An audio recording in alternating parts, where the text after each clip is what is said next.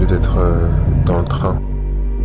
Si j'ai attendu de pouvoir être dans le train, c'est à la fois pour pouvoir essayer de poser un peu plus justement les mots sur ce que je ressens quand je suis en mouvement, mais simplement aussi parce que je suis davantage en paix et disposé à nommer les choses quand tout autour de moi rien n'est permanent. Finalement, pour moi, le voyage, le mouvement, c'est accepter la nature humaine telle qu'elle est, dans son impermanence absolue.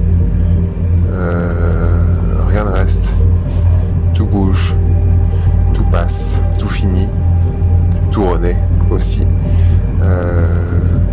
Le mouvement me permet l'introspection.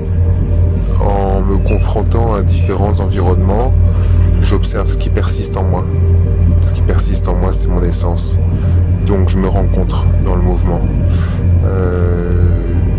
J'observe aussi qu'une paix, comme je le disais, s'installe,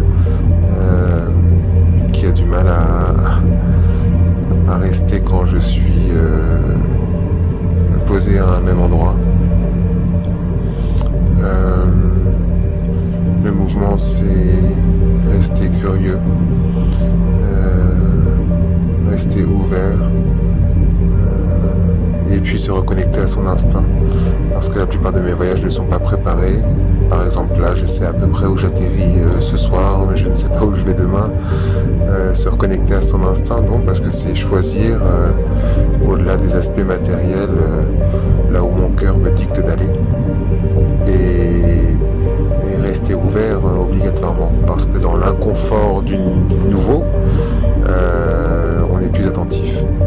On est plus attentif forcément aux éléments extérieurs, parce qu'il y a quelque chose de neuf, mais on est aussi beaucoup plus attentif à ce qui se passe en nous et qui nous indique où aller, parce que les réponses sont en nous, nécessairement. Donc voilà, le mouvement extérieur me permet de poursuivre et d'ancrer mon voyage intérieur. Et puisque c'est ma quête, mon voyage intérieur, je ne peux pas me passer de ce mouvement extérieur. Je ne peux pas concevoir pour le moment que ce voyage intérieur se fasse à un lieu nommé, à un lieu dit, dont je ne m'extrairai pas physiquement. À la fois, c'est aussi trouver un chez-soi en soi. Voilà. Parce que dans ce mouvement perpétuel, il faut trouver malgré tout des points d'ancrage. Et puisque le décor change en permanence, il ne peut se passer qu'en soi. Donc être en mouvement, finalement, c'est s'ancrer. J'aime à dire que je pars pour mieux rester.